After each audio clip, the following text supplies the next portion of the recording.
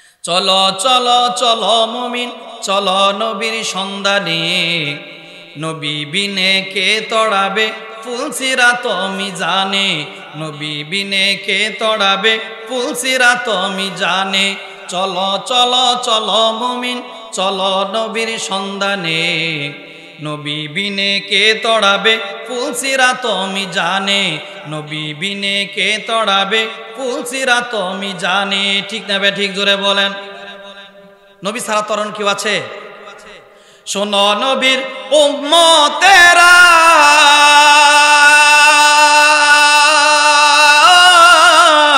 হয়ে যদি সে হারা, শোনো নবীর উম্মতেরা, হয়ে যদি সে হারা। ঠিক না ঠিক? জোরে বলেন। আমরা আমাদের তো প্রেমে, রাসূলের প্রেমে দিশেহারা হওয়া দরকার আছে না নাই? মহব্বত যদি না থাকে, রাসূলের প্রেম যদি না থাকে, আর রাসূলের ভালোবাসা যদি অন্তরে না থাকে, আপনি খাঁটি মুসলমান হতে পারবেন না। ঠিক না ঠিক? জোরে বলেন। শোনো নবীর উম্মতেরা, হয়ে যদি সে হারা, কোরআন হাদিস ছেড়ে চলো যখন যাহা চাই মনে, নবী বিনে কে তড়াবে ফুলসিরাত মিজানে, নবী বিনে কে তড়াবে ফুলসিরাত মিজানে। চলো চলো চলো মুমিন চলো নবীর সন্ধানে, নবী বিনে কে তড়াবে ফুলসিরাত মিজানে, নবী বিনে কে তড়াবে ফুলসিরাত মিজানে। ঠিক না বে ঠিক? জোরে বলেন। নবী আমার জীবন ভরে দিনের লাগি কষ্ট করে, দান দান শহীদ করিলেন উহুদেরই ময়দানে, নবী বিনে কে তড়াবে ফুলসিরাত মিজানে, নবী বিনে কে তড়াবে ফুলসিরাত মিজানে। চলো চলো চলো মুমিন চলো নবীর সন্ধানে, নবী বিনে কে তড়াবে ফুলসিরাত মিজানে, নবী বিনে কে তড়াবে ফুলসিরাত মিজানে। ঠিক না বে ঠিক? জোরে বলেন। এমন এতিম নবী আমার, পিতা মাতা নাই যে তাহার, তারপরেও কত মারা মারলো তাকে দুশ্মনে, নবী বিনে কে তড়াবে ফুলসিরাত মিজানে, নবী বিনে কে তড়াবে ফুলসিরাত মিজানে। চলো চলো চলো মুমিন চলো নবীর সন্ধানে, নবী বিনে কে তড়াবে ফুলসিরাত মিজানে, নবী বিনে কে তড়াবে ফুলসিরাত মিজানে। ঠিক না বে ঠিক? জোরে বলেন। এজন্য ভাইরা আমার, আপনার আমার জীবনের থেকে আমার রাসূলকে মহব্বত করতে হবে, যেমন করে সাহাবায়ে-কেরাম মহব্বত করেছেন। ঠিক না বে ঠিক? জোরে বলেন। ও দুনিয়ার বান্দারা রে, আমি যত ইমানদার দাবি করি, আমি কখনোই পরিপূর্ণ ইমানদার হতে পারবো না যতক্ষণ পর্যন্ত আমার জীবনের থেকে রাসূলের প্রতি মহব্বত ভালোবাসা না হবে। ঠিক না বে ঠিক? জোরে বলেন। হানজালা রাদিয়াল্লাহু তাআলা আনহু, তিনি নতুন বিবাহ করেছেন। বিবাহ করার পরে মাত্র এক রাত স্ত্রীর সাথে থেকেছেন। থাকার পরে যখন ফজর হয়ে গেছে, ফজর হওয়ার পরে মদিনার গলি দিয়ে কে যেন বলতেছে, কুতিলা মুহাম্মদ, মুহাম্মদ শহীদ হয়ে গেছে। হানজালা রাদিয়াল্লাহু তাআলা এই কথা শোনার পরে পাগল হয়ে গেছে।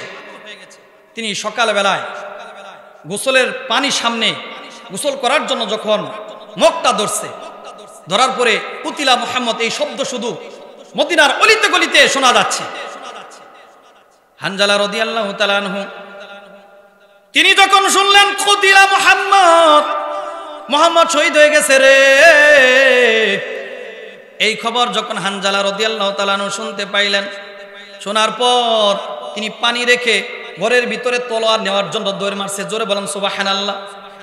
মাত্র এক রাত নতুন বিবাহ করেছেন তিনি। যখন তিনি ঘরের মধ্যে দৌড় দিয়েছেন, দৌড় দেওয়ার পরে তার একটা তলোয়ার ছিল যুদ্ধ করার জন্য।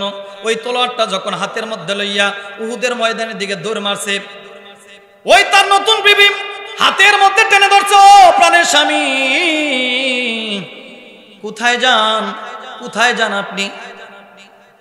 স্বামী বলে, ও প্রাণের বিবি রে, তুমি কি শোনো নাই এই মদিনার অলিতে গলিতে কে যেন এলান করে যায়, কুতিলা মুহাম্মদ, মুহাম্মদ শহীদ হয়ে গেছে, তুমি কি এই কথা শোনো নাই? ওই প্রাণের বিবি বলে, ও প্রাণের স্বামী, আমি এই কথা শুনেছি ঠিক, কিন্তু রাসূল তো আপনাকে আজকে রাতের জন্য রুখসত দিয়ে দিয়েছেন, ছুটি দিয়ে দিয়েছেন, তারপরও আপনি এই তলোয়ারটা নিয়ে উহুদের ময়দানের দিকে ছুটতেছেন। ও প্রাণের স্বামী গো, আপনাকে তো রাসূল ছুটি দিয়েছেন। এই কথা বলার পর হানজালা রাদিয়াল্লাহু তাআলা আনহু বলেন, ও প্রাণের বিবি শোনো, কুতিলা মুহাম্মদ এই কথা যে বলে গেছে, আমার মাথায় এই কথা শোনার পরে মাথাটা গরম হয়ে গেছে। যতক্ষণ পর্যন্ত আমি রাসূলের হত্যার বিচার না করতে পারবো, যতক্ষণ পর্যন্ত কাফেরদের বিরুদ্ধে যুদ্ধ না করতে পারবো, ততক্ষণ পর্যন্ত আমি হানজালা আমি বাড়িতে ফিরবো না। জোরে বলেন সুবহানাল্লাহ।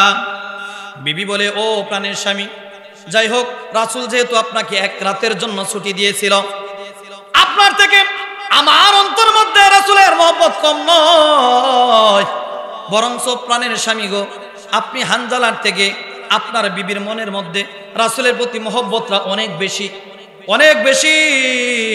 রাসূল যেহেতু আপনাকে ছুটি দিয়েছে, আমি আমার স্ত্রীর পক্ষ থেকে আপনাকে আমি রাসূলের জন্য ছুটি দিয়ে দিলাম। জোরে বলেন সুবহানাল্লাহ।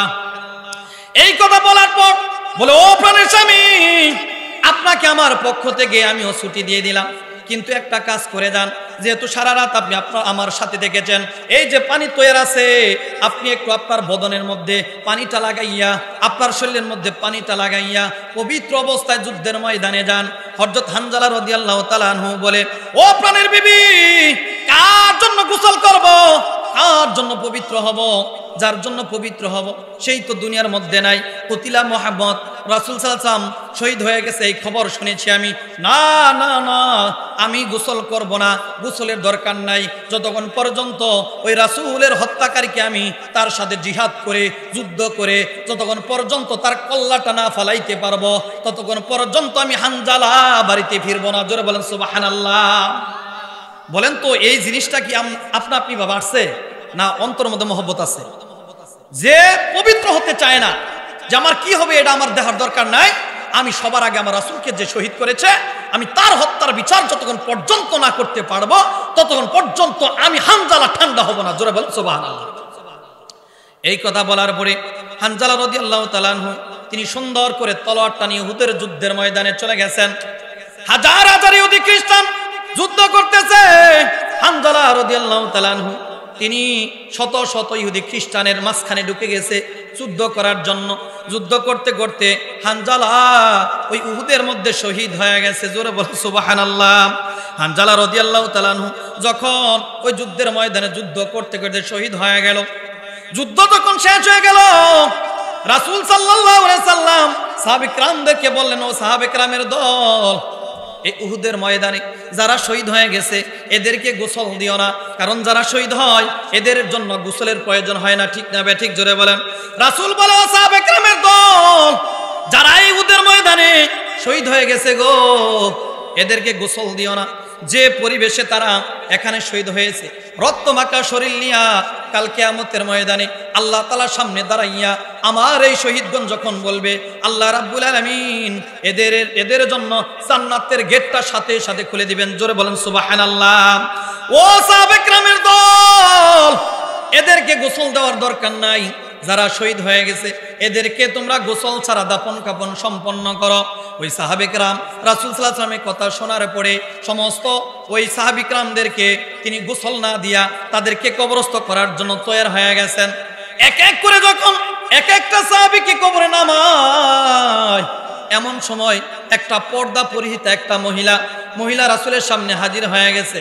বলি, ইয়া রাসূলুল্লাহ, ইয়া হাবিবাল্লাহ, আপনি সমস্ত সাহাবা কিরামদেরকে গোসল ছাড়া আপনি দাফন কাফন করতে পারেন, কিন্তু আমার স্বামী হানজালা একে আপনি গোসল ছাড়া কখনোই আপনি দাফন কাফন করতে পারেন না। রাসূল সাল্লাল্লাহু আলাইহি ওয়াসাল্লাম জিজ্ঞেস করলেন, ও মহিলা, তুমি কে জানতে চাই?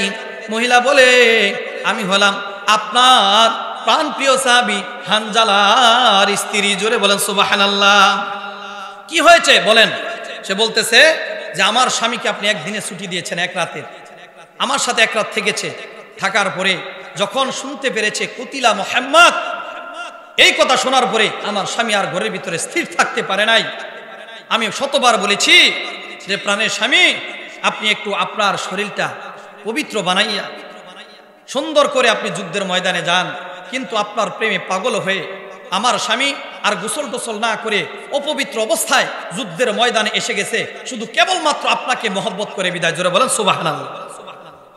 রাসূল সাল্লাল্লাহু আলাইহি সাল্লাম সাহাবে কিরামদেরকে বললেন, ও সাহাবে কিরামের দল, যাও যাও, দেখো হানজালা লাশটা কোথায় আছে, খুঁজে দেখো। ওই হানজালা লাশটা খুঁজে দেখো, হানজালা লাশটা কোথায় আছে, যাও খুঁজে দেখো। তাকে গোসল দিয়া তারপরে কবরস্থ করো। সাহাবে কিরামগুলা রাসূল সাল্লাল্লাহু আলাইহি ওয়াসাল্লামের কথা শোনার পর সমস্ত সাহাবে কিরামগুলা হানজালা লাশটা খোঁজা শুরু করে দিলেন। যখন খুঁজতেছিলেন, শহীদদের মধ্যে খুঁজলেন, শহীদদের মধ্যে হানজালা লাশটা খুঁজে পাওয়া যায় না। ওই সাহাবে কিরামগুলা যারা ওই যুদ্ধের ময়দানে আহত হয়ে গেছেন, এদের মধ্যে ডাক দিলেন, ও হানজালা নামে কোনো মানুষ আছো নাকি? সেখান থেকে কোনো শব্দ পাওয়া যায় না, কোনো শব্দ নাই, কোনো শব্দ পাওয়া যায় না, শব্দ নাই। তখন সাহাবে কিরাম আয়েশা বলল, ইয়া রাসূলুল্লাহ, শহীদদের মধ্যে হানজালা লাশটা খুঁজলাম, সেখানেই লাশটা খুঁজে পাইলাম না। আহত যারা হয়েছে এদের মধ্যে লাশটা খুঁজলাম, এখানেও হানজালা নামে কোনো মানুষের লাশ পাওয়া যায় না। রাসূল সাল্লাল্লাহু আলাইহি ওয়াসাল্লাম চিন্তিত হয়ে গেল, হায় রে, হানজালা কি অপবিত্র অবস্থায় যুদ্ধের ময়দানে আসার কারণে আমার আল্লাহ নাকি আবার বেজার হয়ে গেছে, হায় রে, কি উপায় হবে? রাসূল সাল্লাল্লাহু আলাইহি ওয়াসাল্লাম যখন এই চিন্তা করতেছিলেন, সাথে সাথে জিবরাইল আলাইহিস সালাম রাসূলের সামনে হাজির হয়ে গেছে। জোরে বলেন সুবহানাল্লাহ। হাজির হওয়ার পর বলতেছে, ইয়া রাসূলুল্লাহ, ইয়া হাবিবাল্লাহ, টেনশনের কোনো কারণ নাই, কোনো টেনশনের কারণ নাই, আপনি চিন্তা করবেন না।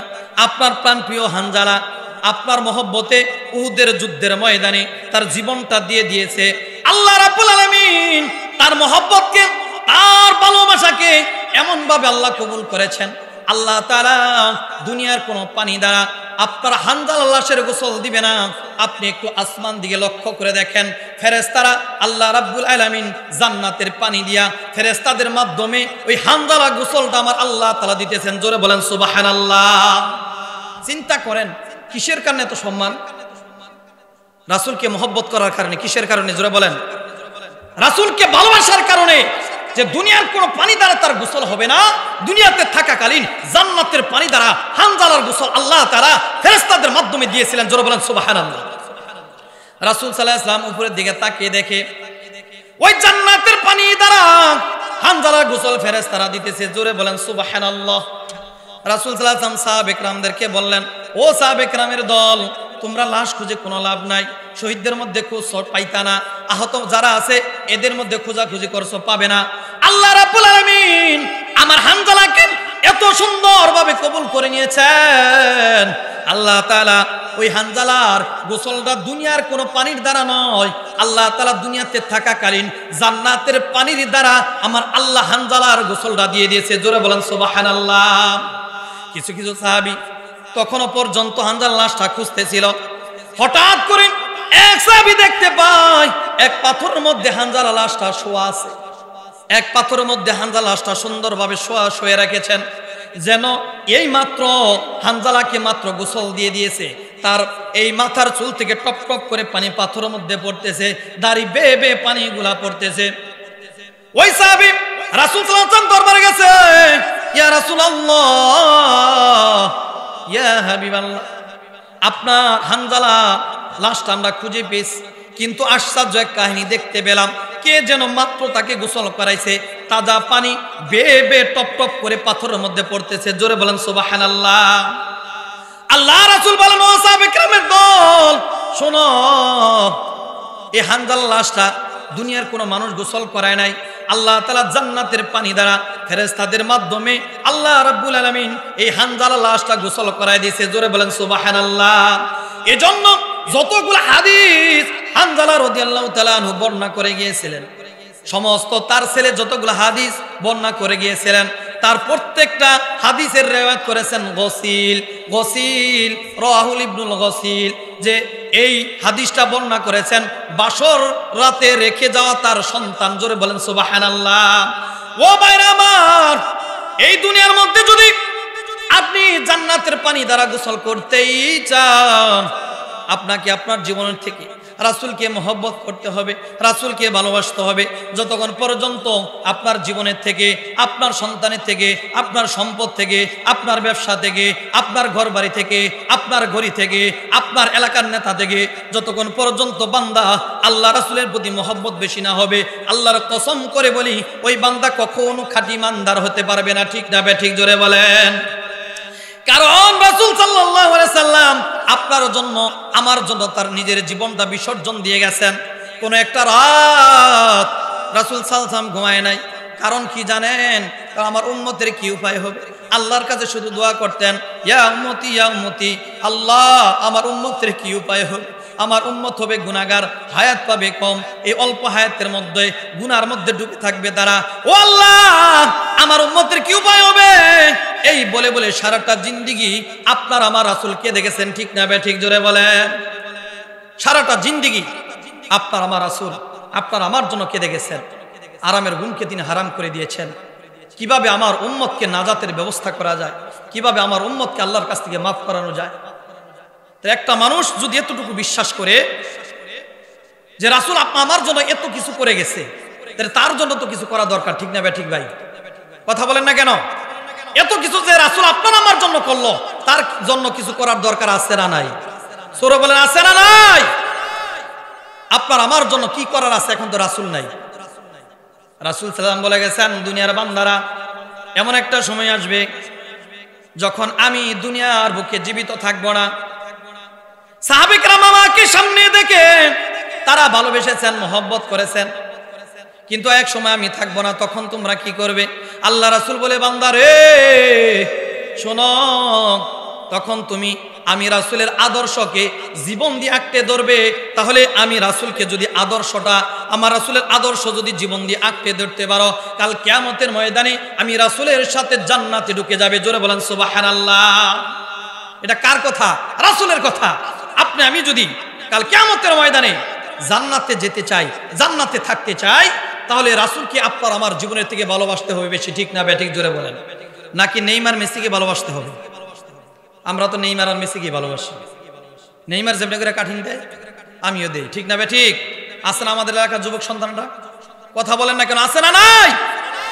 শত শত যুবক সন্তানগুলা আজকে ইহুদি খ্রিস্টানদের কৃষ্টি কালচার বুকে ধারণ করে তারা বুঝাতে চাচ্ছে যে ইহুদি খ্রিস্টান হলো আমাদের মালিক আর আমরা হলো গোলাম। তোমরা আমাদের উপরে মালিকত্ব করবা আর আমরা তোমার গোলামি করবো। ঠিক না ঠিক জোরে বলেন। না হলে একটা মুসলমানের সন্তান কিভাবে আবার নেইমারের মতো কাটিং দেয়? একটা মুসলমানের সন্তান কিভাবে আবার মেসির মতো কাটিং দেয়? একটা মুসলমানের সন্তান একটা নায়কের মতো কেমন করে কাটিং দেয়? কারণ অন্তরের মধ্যে রাসূলের ভালোবাসা নাই, রাসূলের মহব্বত নাই, রাসূলের প্রেম নাই। এই কারণে আজকে আমরা ইহুদি খ্রিস্টানদের কৃষ্টি কালচার গুলা আমাদের জিন্দেগির মধ্যে ফিট করতেছি। ঠিক না ঠিক জোরে বলেন। মদিনা নাম কত সুন্দর, মদিনা কেড়েছে অন্তর, সেই মদিনার পথের দুলি আমি, সেই মদিনার পথের দুলি আমি মাখতে পারলাম না, মদিনা দেখতে পারলাম না। মদিনা নাম কত মধুর, মদিনা আর যে কত দূর, সেই মদিনার পথের দুলি আমি, সেই মদিনার পথের দুলি আমি মাখতে পারলাম না, মদিনা যাইতে পারলাম না, মদিনা দেখতে পারলাম না। আরো বেরোই পুবাল হাওয়া, পশ্চিমে করে দাওয়া, এই গরিবের দুঃখী সালাম, এই গরিবের দুঃখী সালাম পৌঁছে দিও মদিনায়, মদিনা যাইতে পারলাম না, মদিনা দেখতে পারলাম না। ঠিক না ঠিক জোরে বলেন। মদিনা যাওয়ার ইচ্ছা আছে না নাই? জোরে বলেন আছে না নাই? ও দুনিয়ার মানুষ, আমার আল্লাহ রাসূল বলেন, ও দুনিয়ার মানুষ রে, আমার ভালোবাসা, আমার প্রেম যদি তোমাদের অন্তরের মধ্যে থাকে, জীবনে একবার হলেও আমি তোমাদেরকে আল্লাহ তাআলা কাছে দোয়া করে গেছি, কোনো না কোনো ভাবে আমার রওজা তোমাদেরকে জিয়ারত করানো হবে। ঠিক না ঠিক? জোরে বলেন।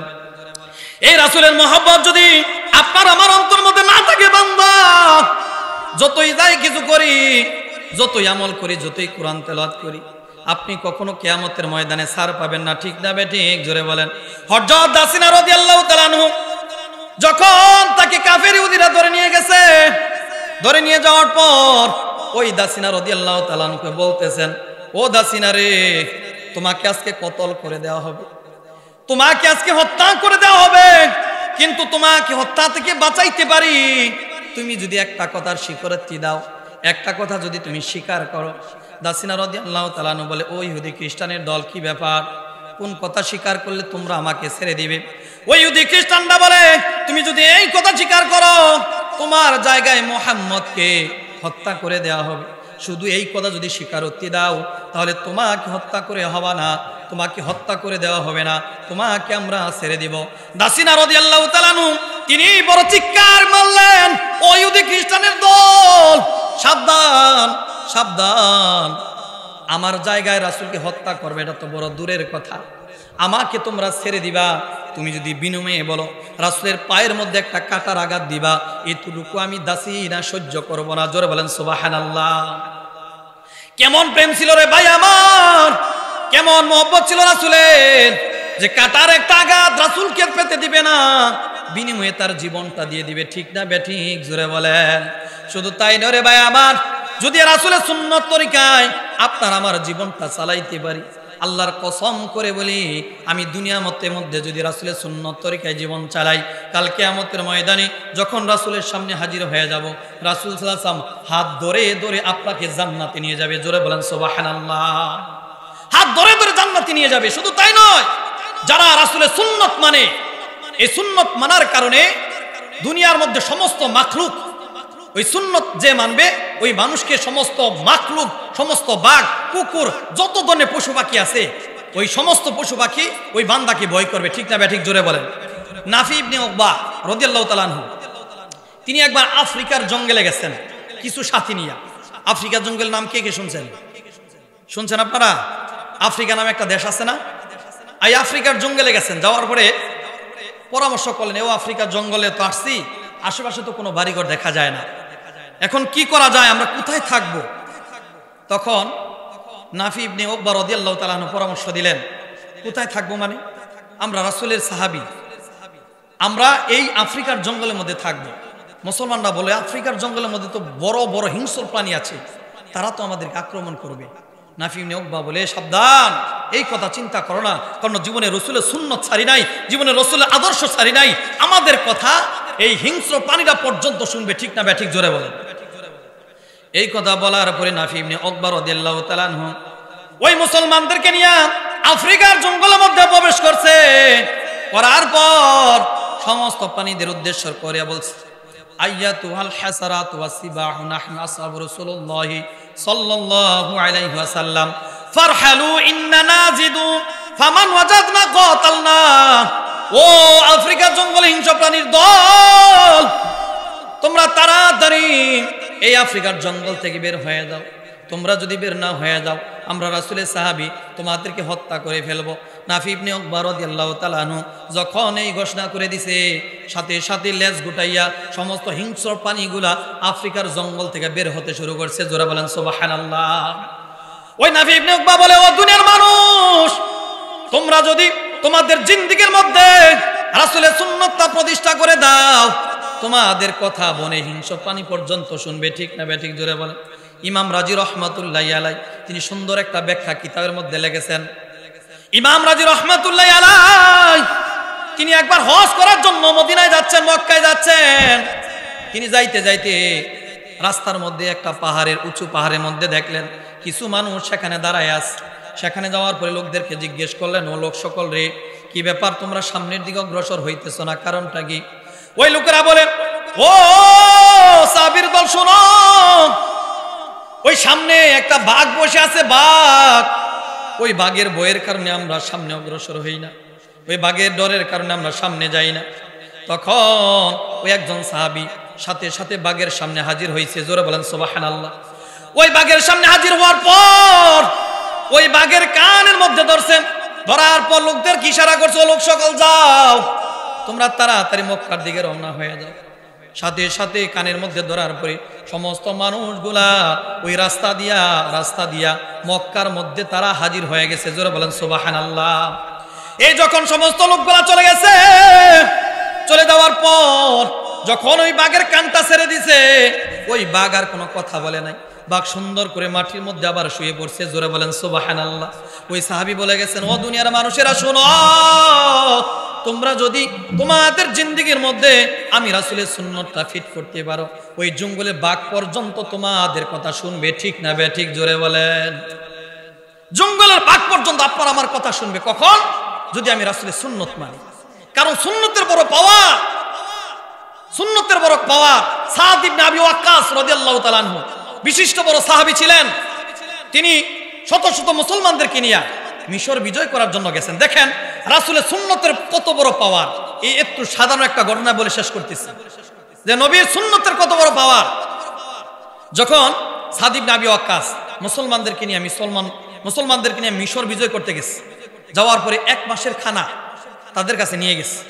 নিয়ে যাওয়ার পরে এই দিন যাইতেছে, কিন্তু মিশরের একটা ফটক আছে, যে আমাদের বাংলাদেশ থেকে যদি ভারতে যেতে চায় বেড়া আছে না, কথা বলে না কেন, আসেনি? তাহলে মিশর, তারা গেছে মক্কা থেকে মিশর বিজয় করার জন্য, সেখানে বিশাল বড় একটা ফটক আছে। 1 মাস পর্যন্ত তারা সেখানে অপেক্ষা করতেছে, কিন্তু মিশরের মানুষগুলা ফটকগুলা খুলে না। তিনি চিঠি লিখছেন আমিরুল মুমিনিন হযরত ওমরের কাছে, ওমর, আমরা তো যুদ্ধ করতে পারতেছি না, কারণ মিশরের মধ্যে একটা ফটক আছে, ফটক তো তারা খুলতেছে না, আমরা তাদের সাথে যুদ্ধ করতে পারতেছি না, আমরা বিজয় আনতে পারতেছি না, এখন কি করা যায় বলেন তো দেখি। হযরত ওমর রাদিয়াল্লাহু তাআলা আনহু একটা চিঠি পাঠাইছে সাদ ইবনে আবি ওয়াক্কাসের কাছে। ও সাদ ইবনে আবি ওয়াক্কাস, তোমরা যে 1 মাস যাবত মিশরের ফটকের সামনে তোমরা বসে আছো, আমি এখান থেকে তোমাদের উপকার করতে পারবো না, কিন্তু দেখো 1 মাসের মধ্যে তোমাদের মধ্য থেকে কারো কোনো রাসূলের সুন্নত চলে গেছে নাকি, তাড়াতাড়ি তালাশ করে দেখো রাসূলের সুন্নত তোমাদের থেকে বের হয়ে গেছে নাকি। সাদ ইবনে আবি ওয়াক্কাস সমস্ত মুসলমানদেরকে বললেন, ও মুসলমান ভাইয়েরা, আমরা যে এখানে 1 মাস পর্যন্ত অপেক্ষা করলাম, আমাদের কারো থেকে কোনো রাসূলের সুন্নত চলে গেছে নাকি? সমস্ত মুসলমানরা বলে, না, রাসূলের সুন্নত তো আমাদের থেকে চলে যায় নাই। 2 জন সাহাবী দাঁড়ায় গেছে, ও সাদ ইবনে আবি ওয়াক্কাস, আমার মনে হয় একটা সুন্নত আমরা পালন করতে পারি নাই, আমরা পেরেশানি হওয়ার কারণে আমরা ঠিকভাবে মেসাকটা পর্যন্ত করতে পারি নাই, মেসাকটা আমাদের ঠিকভাবে হচ্ছে না, এই একটা সুন্নত মনে হয় ছুটে যাওয়ার কারণে আজকে আমরা মিশর বিজয় করতে পারতেছি না। যাই হোক, দেখেন সুন্নতের কত দাম। তারপরে এই কথা যখন বলছে, জিজ্ঞেস করছে, তাহলে আমাদের মেসাক যেহেতু রাসূলের সুন্নত, এটা যেহেতু ছুটে গেছে, সাদ ইবনে আবি ওয়াক্কাস বলে, ও মুসলমানেরা, কালকে ফজর হওয়ার সাথে সাথে তোমরা প্রত্যেকেই তোমরা মেসওয়াক করবা। কি করবা জোরে বলেন? মেসওয়াক করবা। দেখেন সুন্নতের কত বরকত। তখন সমস্ত মানুষগুলা যখন ঘুমায় গেছে, ফজরের আগ মুহূর্তে সমস্ত মানুষ নামাজ পড়ার জন্য উঠছে। উঠার পরে সেখানে তো আর কিছু নাই, গাছগাছালি, সমস্ত মুসলমানেরা আশেপাশে যত এলাকা আছে ওই এলাকার মধ্যে গিয়া গাছের ডাল ভেঙ্গে ভেঙ্গে দাঁতের মধ্যে দিয়া বসা শুরু করছে। জোরে বলেন সুবহানাল্লাহ। যখন এই মুসলমানরা গাছের ডালগুলো ভেঙ্গে ভেঙ্গে দাঁতের মধ্যে লাগাচ্ছে, এই মুসলমানরা যখন ওই গাছের ডালগুলো ভেঙ্গে ভেঙ্গে দাঁতের মধ্যে লাগায়, ওই ইহুদি খ্রিস্টান গুলা মিশরের ফটক দিয়ে তাকায় দেখে, হায় রে, মুসলমান কত খাউকা জাতি, এতদিন দেখলাম মাছ খাইলো, গোস্ত খাইলো, রুটি খাইলো, আজকে আমাদের বুঝি উপায় নাই, আমাদেরকে মনে হয় কামড়াইয়া খাইয়া ফেলাবে। জোরে বলেন সুবহানাল্লাহ। ওই ইহুদি খ্রিস্টানের মধ্যে বই জমে গেছে, হায় রে, সকাল হওয়া মাত্রই আমাদের চলে যেতে হবে, কারণ যেভাবে মুসলমানরা গাছের ডালগুলা চাবাইতেছে, তার দিয়া কামড়ায় কামড়া গাছ যদি খাইতে পারে, আমাদেরকে কখন জানি চাবায় চাবায় খায়া ফেলায়। ও মিশরের ইহুদি খ্রিস্টানের দল, আর এখানে থাকা যাবে না, চলো চলো আমরা মিশর ছেড়ে অন্য দিকে চলে যাই। জোরে বলেন সুবহানাল্লাহ। এই তাদের মনের ভিতরে ভয় তৈরি করে দিয়েছেন কে? জোরে বলেন কে? আল্লাহ। আল্লাহ তাআলা একটা সুন্নাত আদায় করার কারণে ইহুদি খ্রিস্টানের মনের ভিতরে ভয় তৈরি করে দিয়েছে। তৈরি করে দেওয়ার কারণে মিশরে ইহুদি খ্রিস্টানগুলা চিন্তা করল, হায় রে, সকাল পর্যন্ত যদি থাকি আমাদেরকে গাছকে যেমন করে কামড়ায় কামড়ায় খায়, আমাদেরকে কামড়ায় কামড়া খাইয়া আমাদের হাড্ডি মুড্ডি সব খেয়ে ফেলবে। তাড়াতাড়ি চলো এই মিশর থেকে দূরে চলে যাই। ওই ইহুদি খ্রিস্টানগুলা সকাল হওয়া মাত্রই ওই মিশর ছেড়ে ফটকগুলা খুলে দিয়া তারা সমস্ত মানুষগুলা দৌড়ে দৌড়ে মিশর থেকে পলায়ন করতেছে। জোরে বলেন সুবহানাল্লাহ। ওই মুসলমানরা চিন্তা করলো, দেখি একটু এই সুন্নত তো পালন করেছি, ওই মিশরের ফটকের মধ্যে যাই। ওই মিশরের ফটকের মধ্যে যখন গেছে, যাওয়ার পরে ভয় পাচ্ছে যে এই মিশরের ফটকের মধ্যে আমি ধরবো কি ধরবো না। যখন ওই মিশরের ফটকের মধ্যে দিয়ে ধাক্কা দিছে, দেখে মিশরের ফটক গুলা খোলা। জোরে বলেন সুবহানাল্লাহ। মুসলমানরা চিন্তা করলো, হায় রে, ওই ইহুদি খ্রিস্টানদের কি বুদ্ধি, এই মিশরের ফটকটা তারা খুলে রেখেছে। আমরা যদি মিশর মধ্যে প্রবেশ করি আমাদের সাথে যুদ্ধে তারা লিপ্ত হয়ে যাবে। এই জন্য মিশরের গেটটা তারা খুলে রেখেছে। ওই মুসলমানরা আরো একটু জোরে ধাক্কা দিছে, দেওয়ার পরে মিশরের গেটটা যখন খুলে গেছে, দেখে 4-5 জন ইহুদি খ্রিস্টান সামনের দিকে দৌড় দিচ্ছে। জোরে বলেন সুবহানাল্লাহ। ওই সামনের দিকে দৌড় দিচ্ছে আর বলছে, ও ভাই, যাদেরকে কামড়ি খেয়েছো তাদেরকেই খাও, আমাদেরকে খাও না। জোরে বলেন সুবহানাল্লাহ। বলেন কিসের বরকত? জোরে বলেন কিসের বরকত? সুন্নত, আল্লাহ রাসূলের সুন্নত। যাদেরকে তোমরা কামড়ে খেয়েছো তাদেরকে খাও।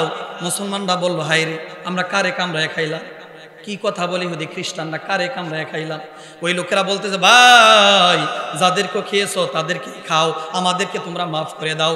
এই বলে বলে তারা মিশর বিনা যুদ্ধে তারা জয়লাভ করেছিলেন। জোরে বলেন সুবহানাল্লাহ। ও ভাইরা আমার, কিসের কারণে জানেন? রাসূলের একটা সুন্নত পালন করার কারণে বিনা যুদ্ধে মুসলমানেরা ওই মিশর বিজয় করেছিল। ঠিক না বেঠিক? জোরে বলেন। এর জন্য রাসূলের সুন্নত আমাদের দরকার আছে না নাই? জোরে বলেন, আছে না নাই? আমাদের রাসূলের সুন্নত আপনার আমার জীবনের মধ্যে ফিট করবো তো ইনশাআল্লাহ? জোরে বলেন, করবো তো ইনশাআল্লাহ? কান্দায়ো না ও নবীজি, বুকে নাও আমায়। কান্দায়ো না ও নবীজি, বুকে নাও আমায়। কিছু চাই না, শুধু মাত্র তোমায় আমি চাই। কিছু চাই না, শুধু মাত্র তোমায় আমি চাই। ঠিক না বেঠিক? জোরে বলেন। চাই নাই আমি ববের বাড়ি, ধনের সরদারি, চাই গো প্রাণের নবীজি। মনটা শুধু বুকে রাখতাম, মনটা শুধু বুকে রাখতাম, ডালিয়া তোমার। কিছু চাই না, শুধু মাত্র তোমায় আমি চাই। কিছু চাই না, শুধু মাত্র তোমায় আমি চাই। কান্দায়ো না ও নবীজি, বুকে নাও আমায়। কান্দায়ো না ও নবীজি, বুকে নাও আমায়। কিছু চাই না, শুধু মাত্র তোমায় আমি চাই। কিছু চাই না, শুধু মাত্র তোমায় আমি চাই। ঠিক না বেঠিক? জোরে বলেন। এজন্য ভাইরা আমার, রাসূলের সুন্নাত জীবন দিয়ে ধরতে হবে। কেন আল্লাহ তাআলা বলেন, কুল ইন কুনতুম তুহিব্বুনাল্লাহ ফাত্তাবিউনি ইউহিব্বুকুমুল্লাহ ওয়া ইয়াগফির লাকুম যুনুবাকুম ওয়াল্লাহু গফুরুর রহিম।